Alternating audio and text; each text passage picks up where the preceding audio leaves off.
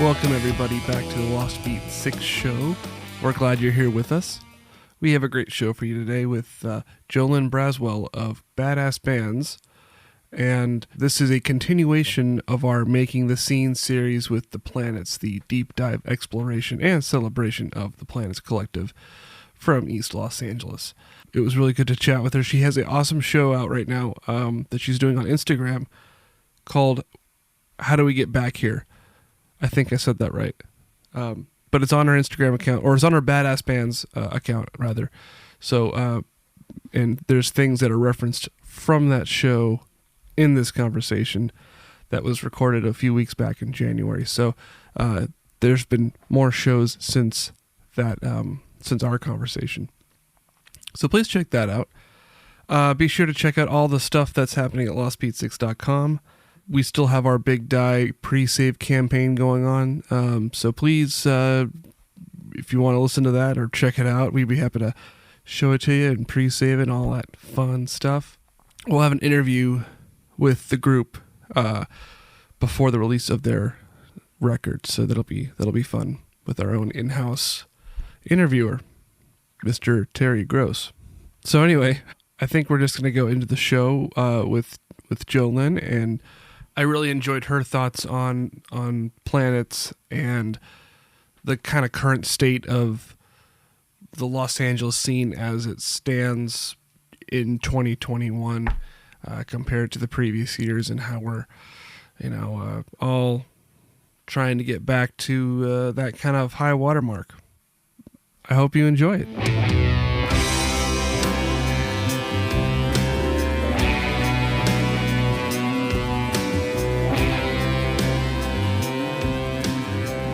All right, welcome, Joe. Good to have you on board. Yeah, thank you again for inviting me. It's very rare that I get interviewed.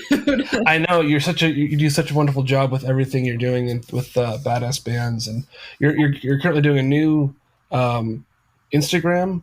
Yeah, a new Instagram live series called How Do We Get Back Here? And I just wanted to hear from people that I would see regularly out in music, like band members, promoters, booking agents, all kinds of people, and just kind of like engage like what people think it's going to be like on the backside of COVID. What do you think? What's your projection? It changed a little after I talked to Ben Riddell last night, because I trust him, and he's Mr. Echo Park. He helps put on Echo Park Rising. He runs Bedrock LA. He does Grand Ole Echo. So he knows what's up. But I don't know. He's an optimist, and he thinks that, things will get back quicker. Once we get vaccination stuff actually moving forward, he thinks things will get back quicker than we think they will. Okay. I err toward the side of more like, I feel like we're going to be doing some like DIY park shows and like backyard shows for like quite a while, but we'll see. I don't know. It's all, dependent on when venues can open again, how many are actually going to be open when this is over. Like, right. factors involved. It's hard to even gauge, Mm-hmm. I just want to be ready to provide bands with whatever I can help provide them with to have a show. That's wonderful. I think did Badass Bands do did they do their own, did you do your own promoting? Yeah. Promotion, so you actually put on your own shows with venues? Oh man, for many years. Okay. I think by the time I met you, I had stopped doing it so regularly, and I would just do it like a couple times a year probably. Okay. But when I first moved to LA and I started hanging out, believe it or not, at Silver Lake Lounge, it was still kind of rocking over there, and they offered me like I could book shows there as often as I wanted. So I was doing like multiple a month over there for a long time. And then, I did it for a few years, like at least monthly, I would do like a showcase with bands. But then after a while, I was, this isn't my day job. So right. It got like, okay, well, my day job's a little more demanding now, and I got to scale it back a little. And then we were doing, we did a live video series for a long time. I made a radio show, a podcast. So it was like trying to balance everything out. So I stopped doing that, and I just went to like, you know what? I'll do it like from time to time. And then every year on the Badass Band's anniversary, I'll do a show. Okay. Yeah. That's That only makes it more impressive, by the way. That's like I couldn't promote shows, so I did like 10 other things. Yeah, Badass Bands is a bizarre beast, and there was never a plan for it. I just kind of always rolled with whatever kind of naturally happened. So it's been a cool ride. So are you from California? Are you California based? Yeah, or? I was. Okay. Yeah, I'm from California. I grew up in like the Central Valley, so like Modesto Okay. area. Went to college in Fresno, lived there for a long time, and I started Badass Bands while I still lived in Fresno, and then I ended up moving to Los Angeles because it just made sense. Right. I was driving down here. I would come down to LA, like it's a 3-hour drive from Fresno. I would come down, drive down for a show, and then drive back in one night. And then it was just like, why do you not live in Los Angeles? That's intense. Yeah. It was ridiculous. Now there's no way in hell I would do that. But how did Badass Bands become, even in Fresno, how did that become a thing for you? So I was, before I moved to Los Angeles, I was a high school English teacher. And, I listened to like popular music. I wasn't like, there was no scene in the Central Valley, like literally no scene at all. So I had never experienced like independent bands or anything. I'd been to big shows, but like, arena shows. And, I was kind of tired of like what I was hearing on the radio. Like I was having a hard time, like I'm a lyrics person, and I was having a hard time like actually connecting with a lot of like the pop music out there. Sure. Yeah. And so I was kind of like, yeah, this kind of sucks. And then a friend of mine randomly, I don't really remember how it went, but randomly recommended this band to me called 100 Monkeys. And she knew him because one of the dudes was in Twilight. And so she recommended him, and I listened. I was like, damn, this is awesome. Like, this is fucking cool music. Like, this is nothing I've ever, heard before. And she's like, yeah, they're having a show. You should go check them out. They're in LA. I'm like, all right. So I came down, I went to the Roxy, and I showed up early, of course, because I had to drive from, 3 hours away anyway. And I went to the Roxy, and I was there for all the opening acts and all independent bands. They were all super rad. And I was like, whoa, who are these bands? This is amazing. Like, what the fuck? How come I don't hear these bands anywhere? And so I went home, carried on, teaching and doing the thing. And then summer vacation came around, and I was like, man, I was still like so hyped on those bands. I'd come down for a couple more shows in the meantime. And I was like, you know what? This is when blogs were like a really big thing. And I was like, you know what? I'm going to start a blog, and I'm just going to write out what I really like about these bands. And if one person reads it and listens to them, then I'll feel like, accomplished. And I never thought it would last beyond the summer vacation in any way. And so I wrote a few, and then I had a manager of a band contact me, and she was like, hey, this artist, we want you to take a listen. And if you want to do an interview, he's super down. And I was like, wait, I can interview bands? What? Like, they want to talk to me? Like, what the fuck? And she was like, absolutely. So I did my first interview. It was with Taylor Locke. He was in Rooney. He has his own thing. He's been doing his own thing for many years now. But yeah, and from there I was just like, oh fuck, bands want to talk to me. They want to talk to anyone that actually is like interested in their music. And so it honestly just fucking snowballed from there. And so I lived in Fresno for the first almost year that I was doing Badass Bands, and I would just call bands and I would do interviews with them over the phone, and I would post them. And once I moved here though, that's when it really like took off, because then you meet a lot of people in person, and that changes the game. So I just kind of like rolled from there. Did you because I know you usually go, I see you almost everywhere. Well, I did see you almost everywhere every time I went down. So you had like a presence on like the east side, and I know and Silver Lake and Echo Park, and I haven't been to the Hi-Hat, so I can't attest to that. But you also were. What? I've seen you also around the Santa Monica joints. Is there a place that really kind of what was like was there a place that you really, was there a preference that you had between the two of them? Yeah. Not to pit them against each other. The West Side and East Side scenes are very different. Very. And the only reason I ever went to the West Side was for a few bands, the Deltas, one of them, the Janks, when they were still, because I worked with them, I managed the Janks for a little while. And then PLaNETS. And they always played it at fucking O'Brien's, which I don't think exists anymore. It was literally the worst place ever. Like, literally the worst. I think I could vouch for that. Yeah, I'm sure you've been there plenty of times. And and so, West and East Side to me are like incomparable, because the only reason I ever went to the West Side was for specific bands that I really loved. But the East Side, oh man, I love it all. I really do. Every venue has its like special like vibe, Before shit hit the fan last year, I mean, the two venues I probably frequented most often were the Echo and the Hi-Hat. So, okay.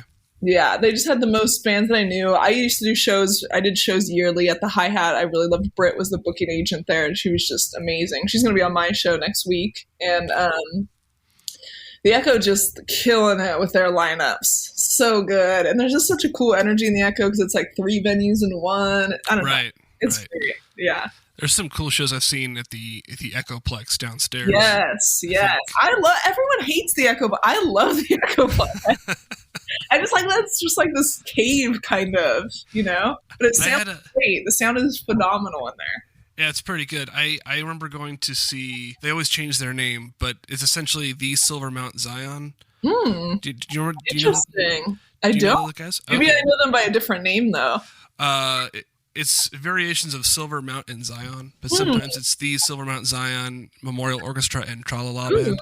Interesting. It sounds interesting. Yeah, they were actually touring. They came in through a tour. They're actually like a sort of a more punk version of their Godspeed You Black Emperor. Oh. Like, there's some of the guys in that. Do you know Godspeed? Yeah. Yeah. So these were some of the Godspeed people, like in their own a smaller more, and they sing and stuff. And they talk to the crowd. It's the opposite of a Godspeed show.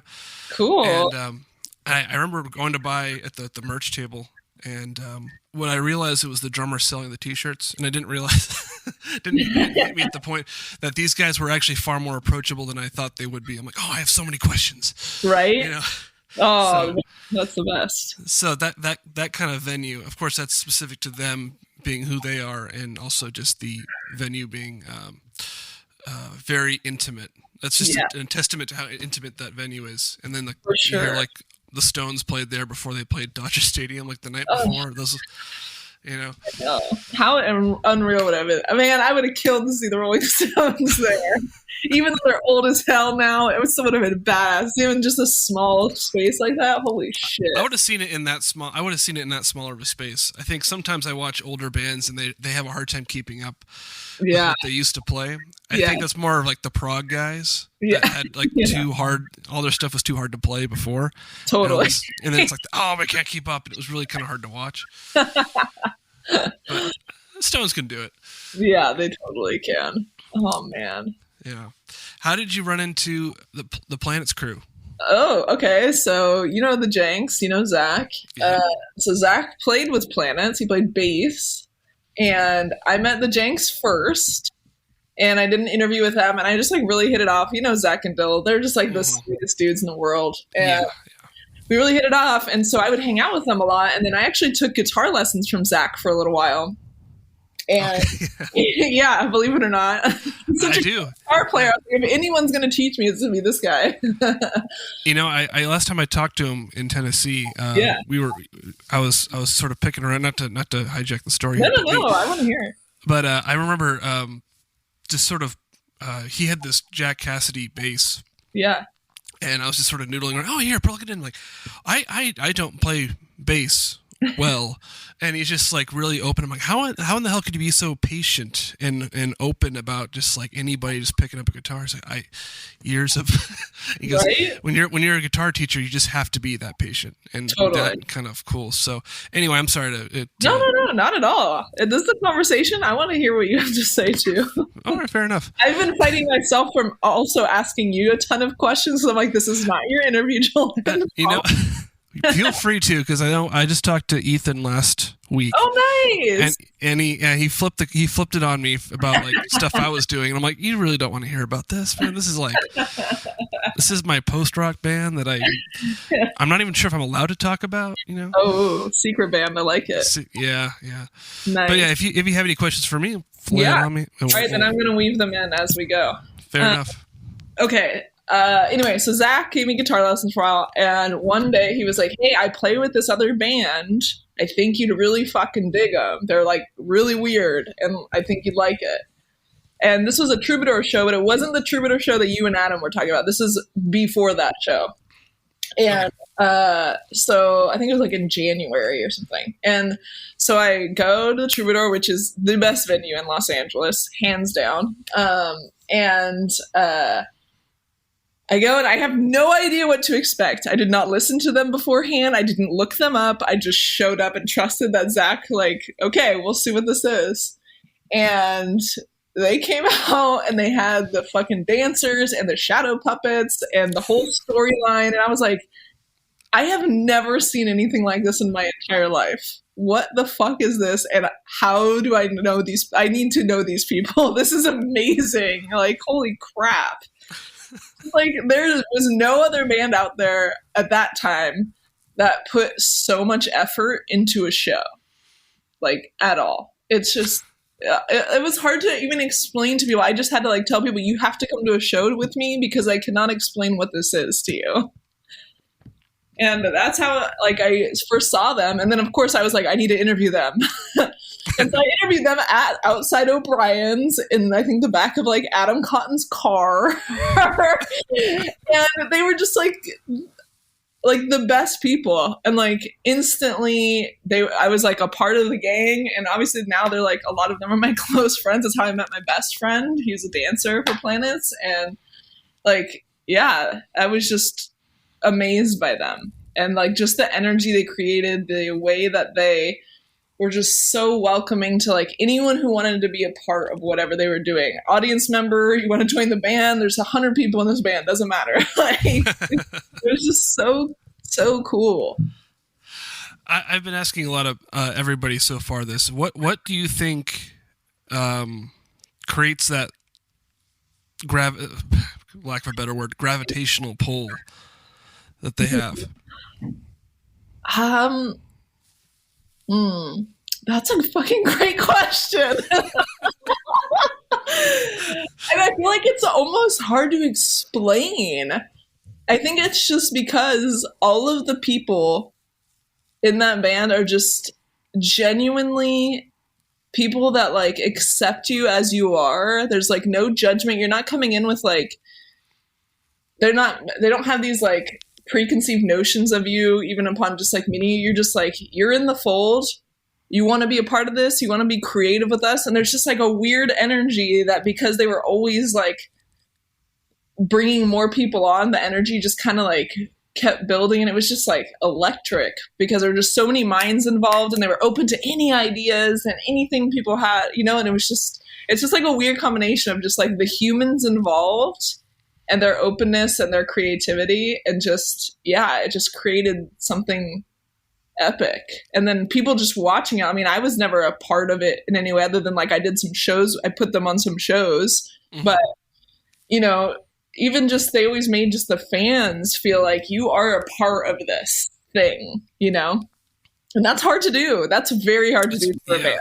Yeah. Especially in the way that they did it. So. Yeah, it's the most, just on the organizational level and the like, I could dig deeper and find out if there is some sort of weird tension or something. I really don't want to do that. You know, like, because it just seems like, oh, this really worked out. There's not a freaking bad apple among them. Like, I mean, there were definitely fights up in that bitch, but I'm probably sure. Good. Like, it wasn't like, yeah, there was, of course, every band, every single band I've ever interviewed. I've had bands fight during interviews. So magic and creative things. So there's always going to be like frictions, but they still always were all in it for the one like cause of creating some like a full immersive environment, you know? So I think that what kept it, whether there were like little quips or little things here and there, or that people didn't agree on certain things, that still they all showed up and they all put on a show, and they, everyone wanted to keep doing it for as long as they did, Yeah, I can't refute that. I mean, I can't really. Yeah, and they let people, and the cool thing is like they let people come and go as you play. Like there wasn't like, oh, you're in this band, you have to do like every fucking show, you have to do this. Hey, if you can't make that, you can't do this, whatever. Like it was just such a free flowing thing. They were so adaptable too. Like I saw them play the Brian's, and then I've seen them play the fucking Troubadour, and it's just like the difference is amazing. But they somehow still pull off their special show in no matter what size venue they were in. That is the other amazing thing about the open door policy that Adam was talking about. Yeah. And it was the idea that, like, say if someone wasn't down for an idea or couldn't make it, like they just, and like, let's say if it was like, I'm just like spitballing. Let's say they really wanted to have the show with the robot and Nathaniel couldn't make it for whatever reason. Like I'm just, hypothetical. Totally. And it's like, oh man, we have to cut that song, like, or we have to cut that part or that element. And it's sort of that could be kind of the way that all seemed to work out. Yeah, it did. Yeah. And there's always people they could tap on too to fill in sometimes if they like really felt like they needed that part. There were other friends and fans that were like, I'm down, I'll step in and do this thing. Like, cool, no problem. And I think that was something that made them also special too, because they had roles within the band that were beyond music that people could also step in and just feel like they were, getting to be a part and creative in this way, Mm-hmm. Definitely. When did you see, I assume you saw PLaNETS live, or did you come around after they had already? Yeah. I can't even remember. I obviously, I don't even remember. I know we met through the Deltas / Jenks, but I'm like, I don't even remember what year that was. So, I do. It's and it was after the big Troubadour show and in the Dark City show at Silver Lake Lounge. My little history is basically I went to college with Ted and John Siegel. Yeah, and I remember that part. And then they through their little cinema bar series. Yes. They brought Zach and Dylan. Yeah. And then Zach and Dylan hired me to do sound for their Whitefire video / oh my God, that's right. Yeah. Oh my God. Wow. It was a live show and video and recording session that they did. And that's where I met Bert and Brandon and oh my God. And I kind of knew Burley already. Yeah. And then I did and then from that week after that show, Zach and Dylan said, "Hey, we're doing this thing at Casey's. It's gonna be this little Christmas bash with our friends. And you should come." And I showed up, and it was like 2016 at that point. Yeah, and those were wild nights too. And it's Father Time's Christmas special, and all these. And it's like, oh my gosh, this is like, and then the way that all went down was like, how in the hell do these people all get together and rehearse? That's insane. Right. And then it just seemed to be this like selfless romp where it's like, doesn't matter who's playing what instrument. They're just going to share some songs. And it got really it climaxed wonderfully. And it was like, that becomes the moment where it sort of, I go, what in the hell is this?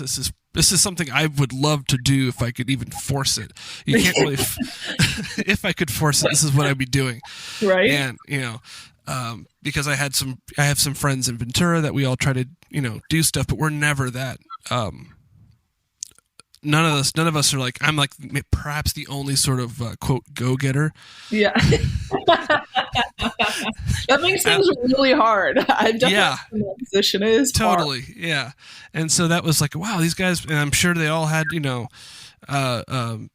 it's such a strange thing because for me, like, I don't know who had like just the idea of like, I'm assuming everybody had like a day job to keep the rent, you know? Yeah. And so like all this, and then it just so happens they just kind of get together on top of that, take times from their own bands and get together to play Christmas tunes and Nirvana tributes and Pink Floyd tributes. Totally. and summer love songs, you know? And so that was sort of a, I go, that has to be, there's something special there for everybody to kind of want to do that. For sure. You know, like it's just the extracurriculars of all that seemed to be like, it had to be worth it in some way to want to go and do that. So that's how I stumbled on it. And that's how, that's give or take a few years, and we're here now. I love it. That is so awesome. Yeah. It's like I said, it's so hard to explain. It's like you have to experience the whole gang, as it were, together to like really know what it is. True. And then on top of that, I think this also kind of happened around sort of the inspiration for doing this. Yeah. Was actually kind of a little bit of your Couch LA series. So I should be crediting you for helping spark this whole thing. Oh. Because you were doing interviews. Father Time was doing interviews, I think. I'm very glad Father Time stepped in, because my interviews are very much more straightforward. He brings the comedic kind of kooky element, and I was very excited that he wanted to help me do interviews. Yeah, it was awesome. I was like, this is great.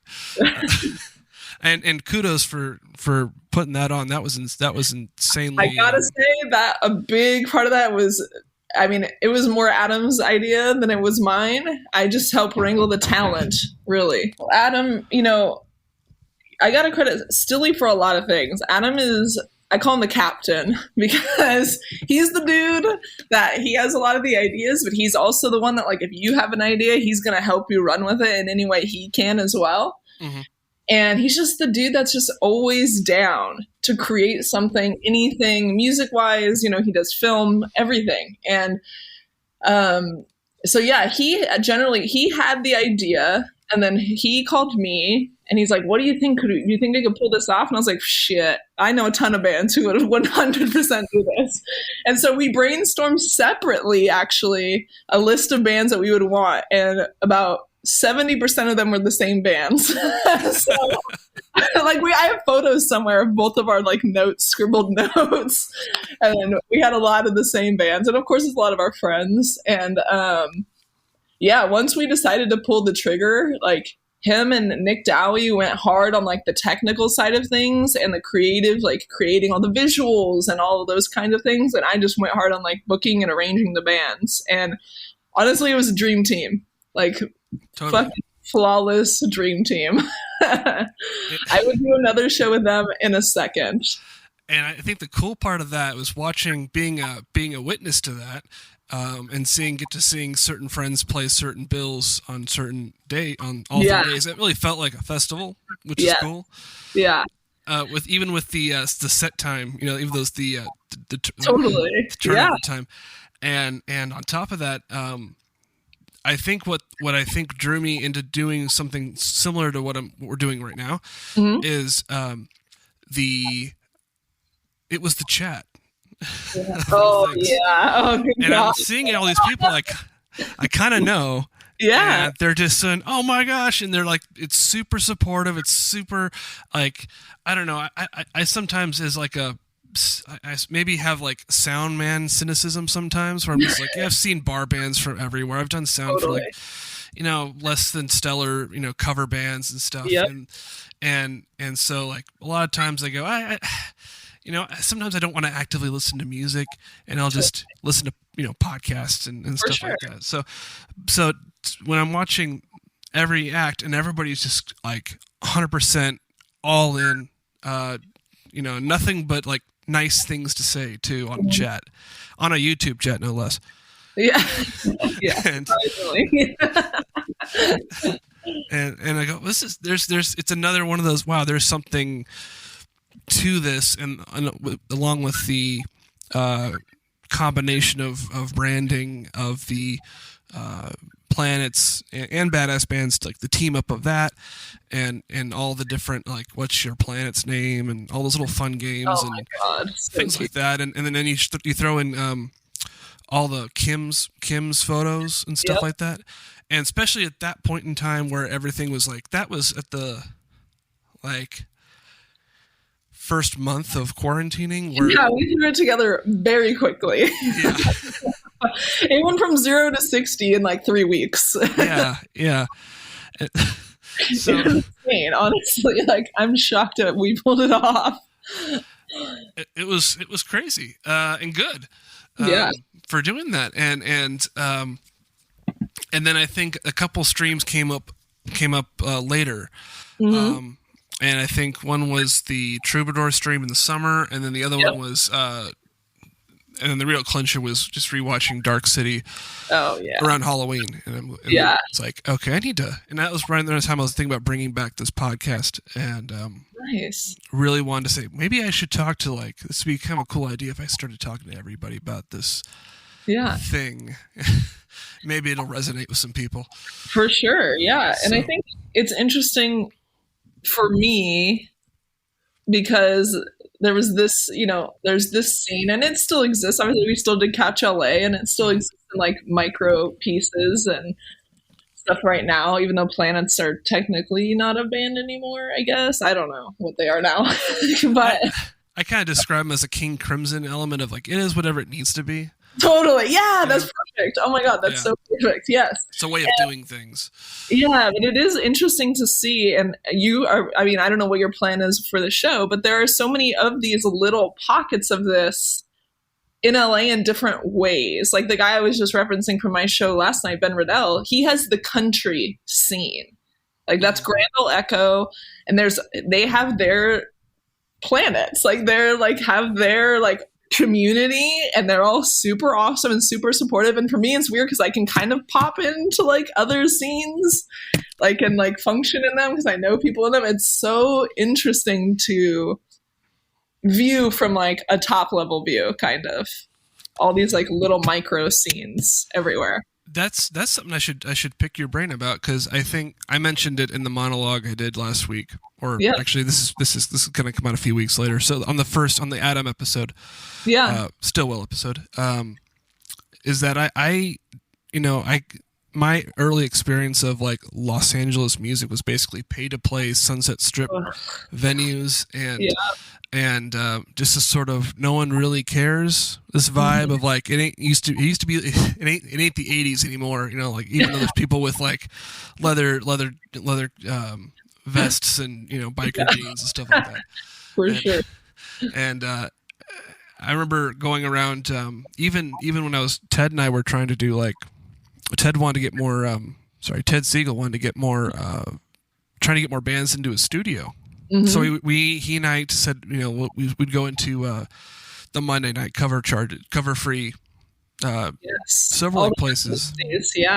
And it turns out most people kind of already had their record out. This is why they're playing the shows, so they could sell the record. Totally. So they really didn't need studio time at the time. Yeah. But it was even that felt kind of, if it wasn't the right band or it wasn't the right, like if it was PLaNETS doing a residency, I'm not sure if it would have been the same thing, but we didn't see them at the time. We were seeing other people. Their residency was insane. Yeah, I've heard. I've seen, but I haven't been. Yeah. It's like the 60s. I can kind of remember it, and I wasn't there. But anyway, the point was I really had this like vibe of like this really it's going to be hard to have a sort of mass, like it's like that, like, and maybe they all start in neighborhoods anyway, like Haight-Ashbury or the Bowery in New York or something like that, where they sort of cultivate these in these small pockets, and they all start as micro scenes, they just get bigger. But I didn't really think that was a possibility at the time, and maybe I just was not going to enough shows. Yeah, or I wasn't doing enough of my own homework. Yeah.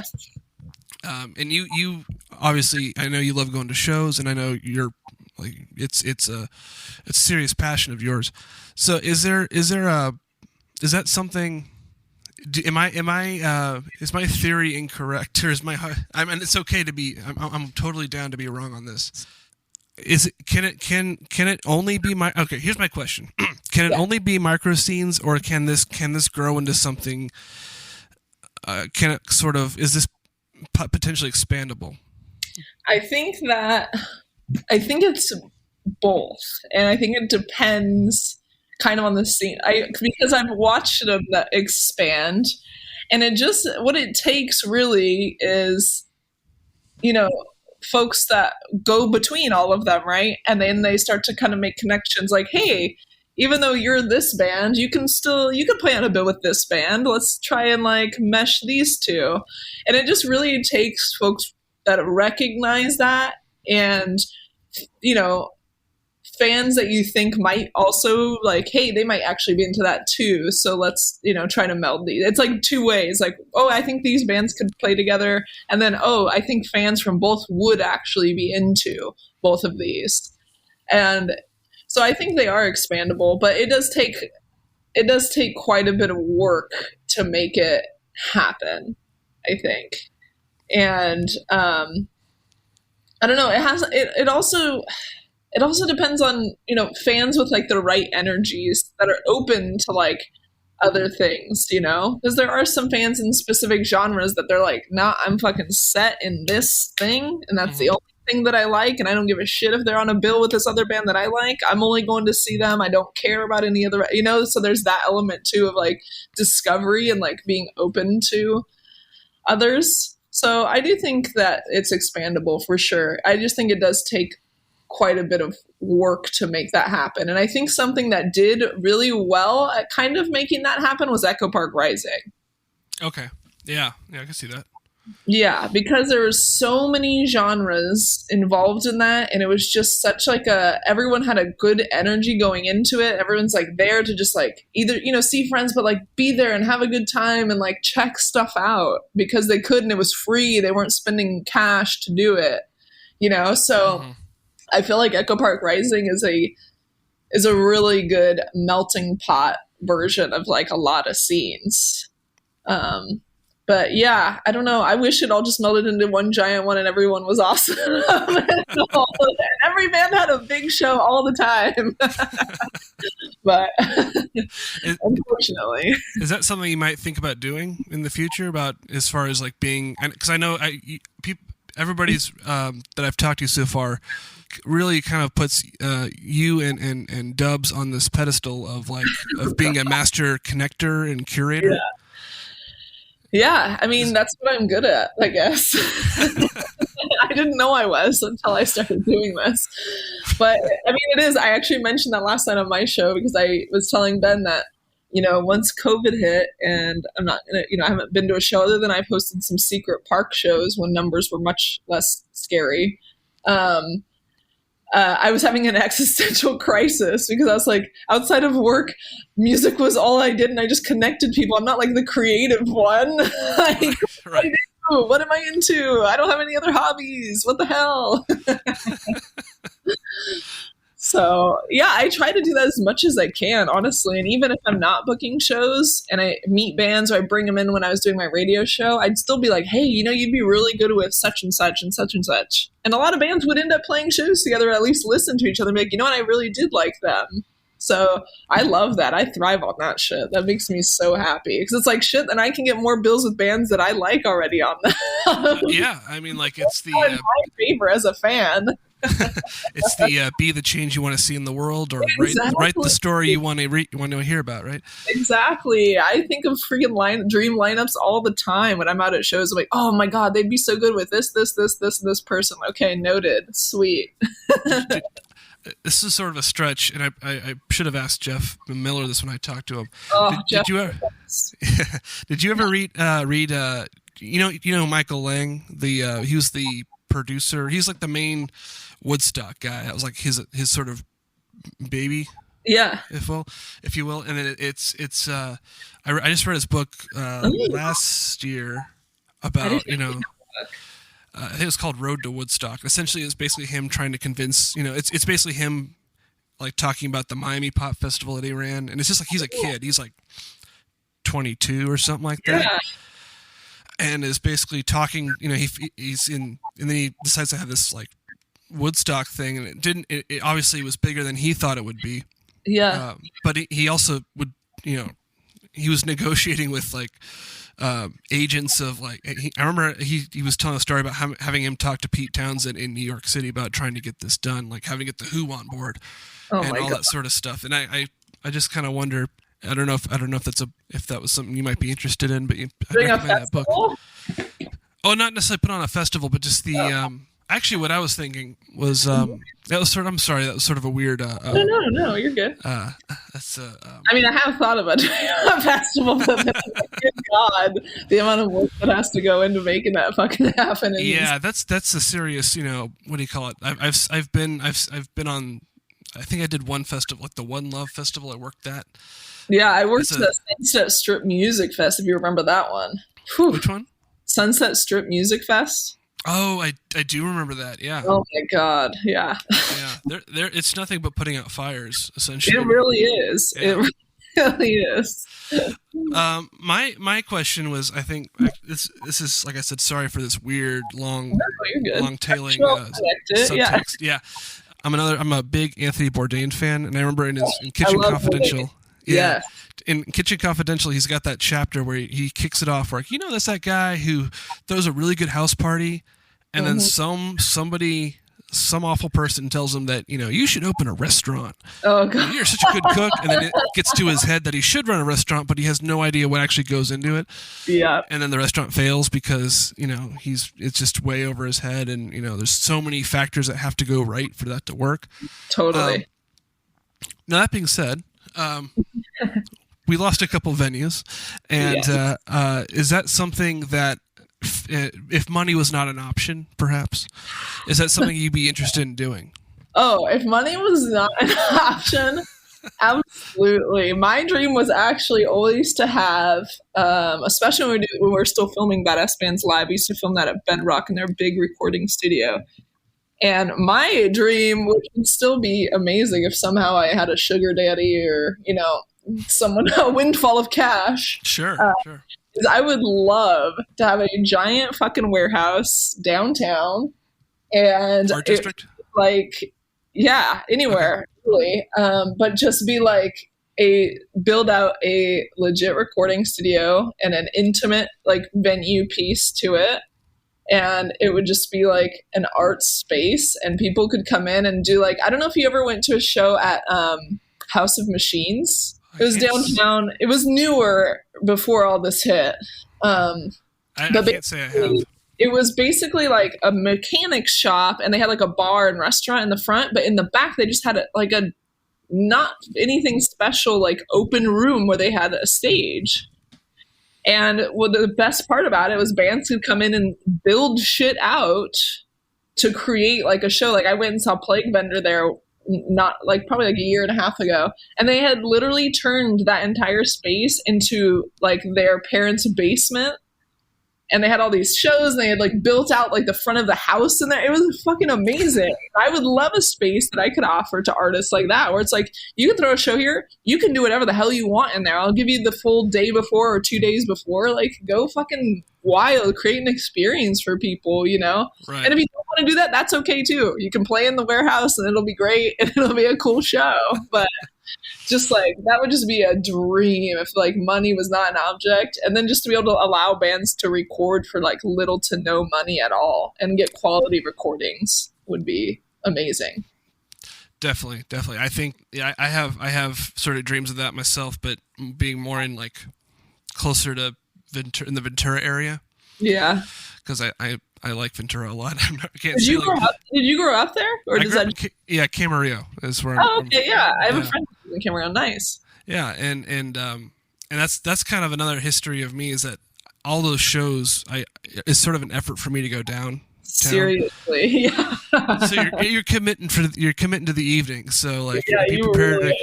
Right, be prepared to go home at 2:00 after you go do the nightcap with the bands and Denny's run or whatever. Traffic going home. Yeah, that's a plus. Right. So that's another sort of perspective of mine, is that I'm not necessarily. I think and I'm not sure if you'd call yourself a transplant, being from, sure. and I kind of consider myself just outside where I don't really feel like going. Like this quarantine session, I've gone to LA like less than 5 times. Nice, yeah. So it's like, okay, cool. Like, it ain't great health wise up in Ventura, but it's not the sheer numbers are not there. So for sure, and it's not like anything's happening here right now. Anyway, I Sure. barely leave my house other than to like work out.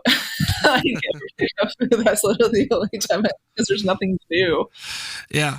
What a time, bizarre. But yeah, I'm glad you also interviewed Jeff. Jeff is someone who's going to be on my show too. He is also a good person at connecting people.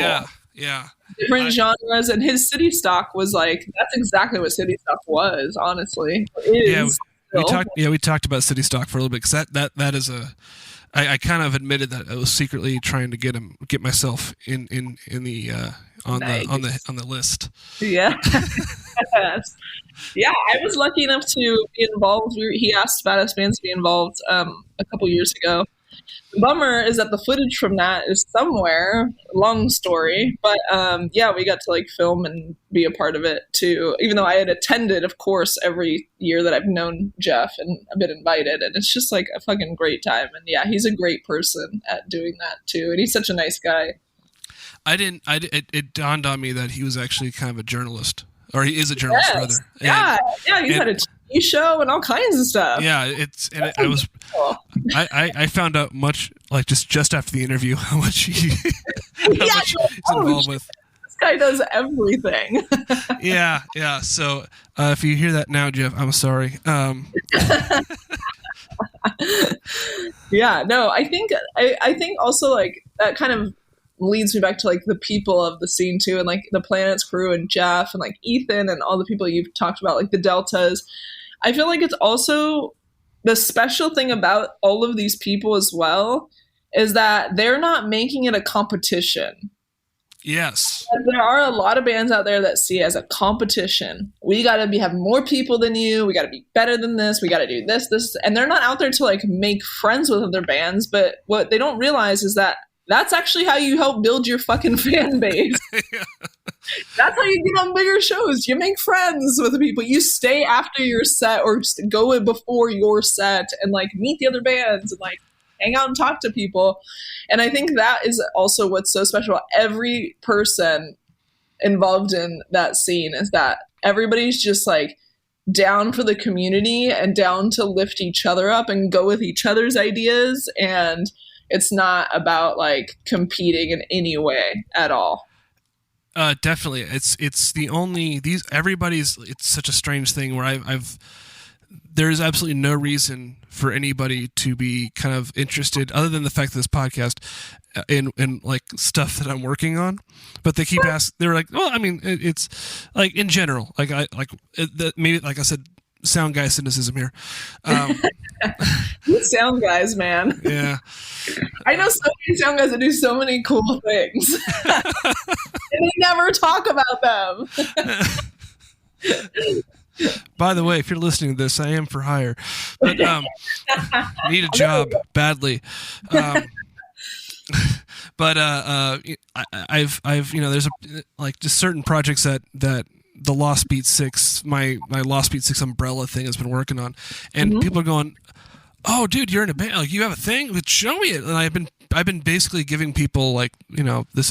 It's a finished record that I have, but and but the point being is everybody's been super interested to hear something new. Yeah. That someone's working on, and this doesn't usually happen all the time. Yeah. They go, "Oh, dude, send me it." I'm like, "Oh, okay, cool." Like, and that's Ethan was, like I said, Ethan flipped the script on me, and I started talking about this crazy gig I had to do. Nice. And so that was really, and same thing with Adam, where it's like, "Yeah, I'm listening to your listening to your album. This is pretty good." I'm like, "Sweet, it's fantastic. I'm glad you like it." Yeah, and then all people too. Another thing, as we're talking, I'm thinking of more things that I'm just keeping in the back of my mind, is that they're all people who do what they say they're going to do. That is another big thing, and not even just in music, just in Los Angeles especially. Oh, Because people are like, oh yeah, let's hang, let's talk about this, I'll listen to your thing. But most of the time, like 90% of the time, nobody does that. They don't follow through with shit. And all of these folks, all the PLaNETS folks, all, Deltas, all these people, they're all people that do follow through and are genuinely interested. So there's like that as well, which is like rare to find, especially in Los Angeles. I agree. I can't agree more. It's I think that's the jaw dropping part for me is that it's like, yeah, it's and then you find it and then you hold on tight. Like I'm not letting any of these fuckers go. This is my family, man. Amen. Yeah. That's they couldn't shake me even if they wanted to. Did you find yourself at some of these Alhambra house parties? Oh man, I've been to very many of the Alhambra house parties. Yes. Oh God, what a time! What a time! This is the segment where you can dish out the juicy deets if you wish. Man. You don't have to. There's not really any juicy details that I can think. I'm sure I can think of some if I was really digging in there, but they're always just like an extension of everyone's personality, like the genuine, just like everyone's there to have a good time. You can get as wild as you fucking want to. No one's going to judge you. Do whatever you want. Like, have a good time. And that's really what it was. It was just about hanging out, drinking beers, and just like laughing. Like, that's literally all it boils down to. But, they were ragers for sure. But yeah, it's just everyone has such a generally like good attitude and just wants to make each other feel good and laugh and just like, yeah, it's the best.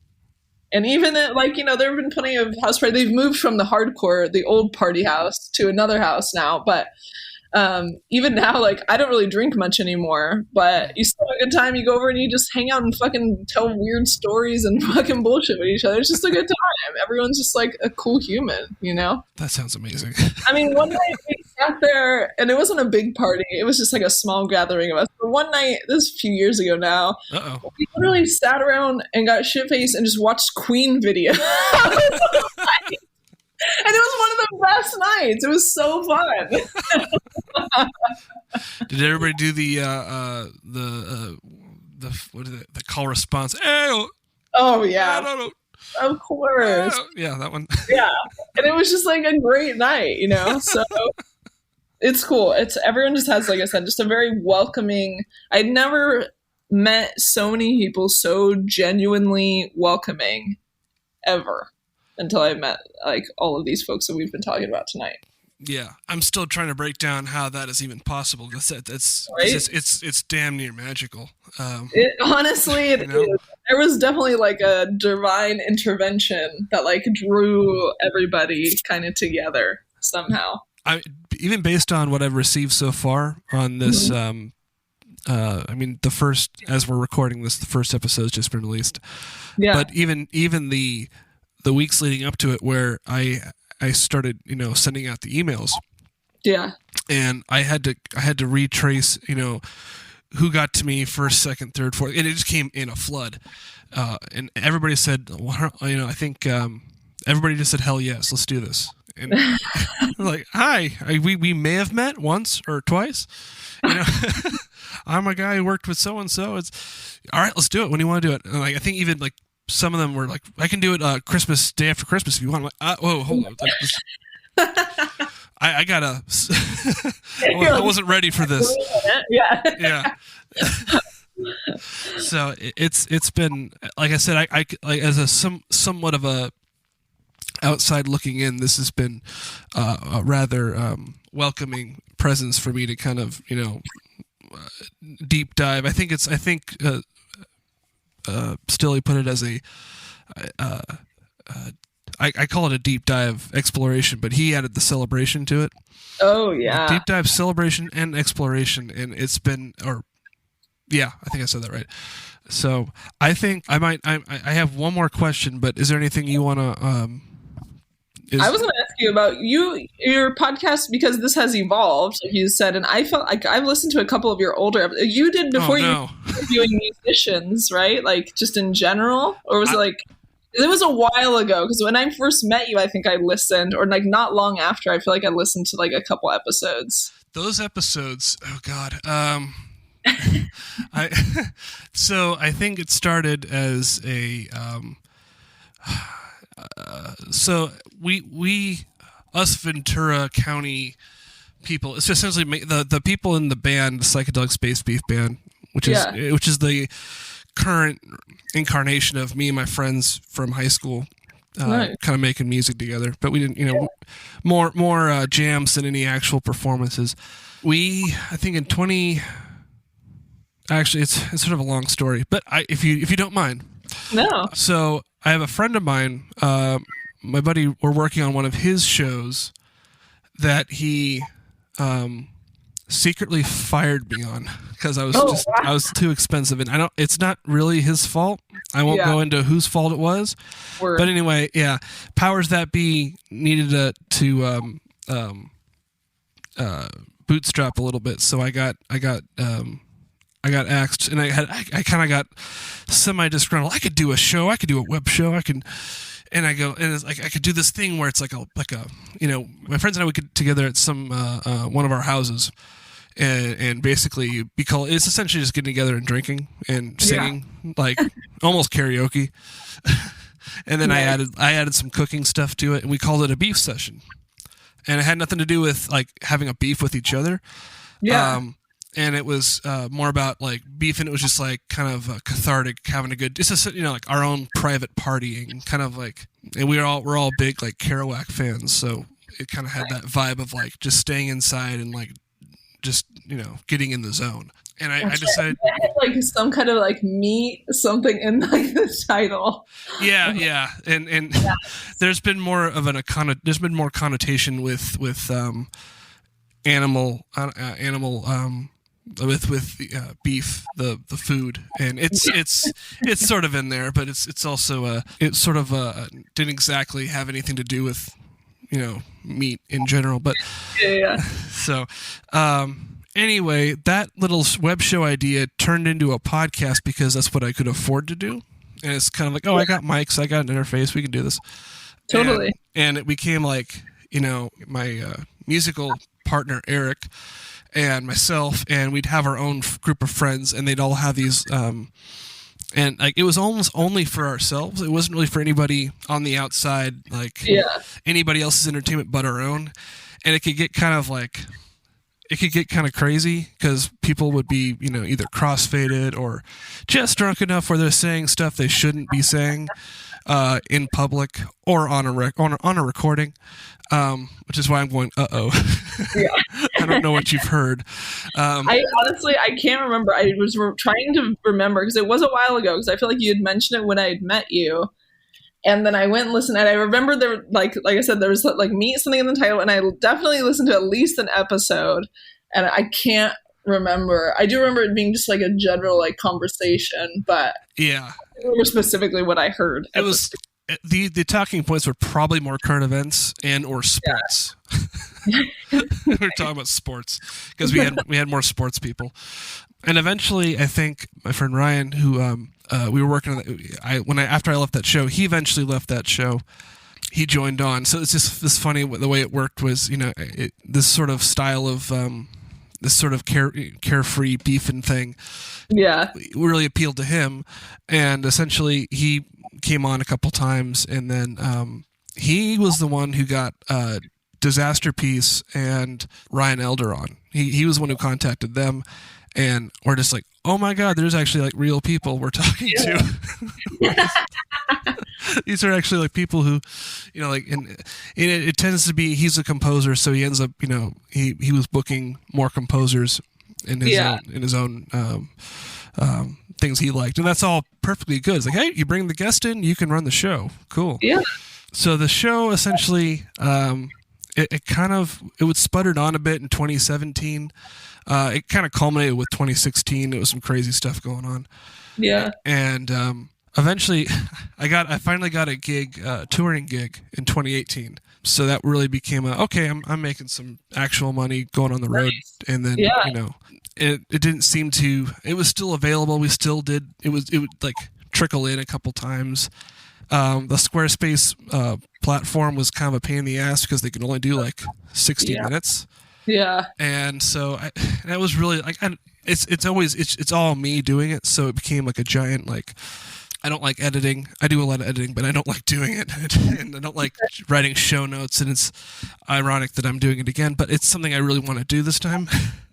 So, so that was the pod as it was then. It was very, very loose. I remember like things like, this was even in 2015, actually mainly 2016. There was that Cinco de Mayo tweet Trump made about the taco bowls, and I thought that was just super funny because it's just like, okay, he's trolling, right? Like, are you for real? and there's levels of that where there's some naivete about how things slowly developed, and we're going, oh my god, like, so yeah, that's the little story about that. Now with the quarantine happening, I was able to finish recording the last Space Beef record, Psychedelic Space Beef record, and I did Sparrow's project too before that. So I was actually doing some actual real work I wanted to do, and the podcast was essentially a thing I could do while I wasn't really working. Nice, yeah. Nutshell. That's a long story short there. What was your touring gig? My touring gig is Otmar Liebert. He's a nice guy. It's a 3-piece sort of jazzy. It's a flamenco. He's like a flamenco jazz guitar player. Oh, cool. Nice. And it was mostly shows in like the Canning Club type of venues and jazz clubs. Yeah. And the occasional theater, which I really like because those are nice places to work. Yeah. And so that was and then basically it was no more than like 2 or 3 weeks at a time. So it's like, oh, you just come back and then, but that's actually pretty ideal. Yeah, it's great. That's awesome. Touring is something that I really loved doing. I got to do a couple small tours, one with the Janks that I booked out for them that we did when we did South by Southwest. Oh, yeah. And then I got to tour manage Leon's other band with the Violent Femmes. Okay, yeah.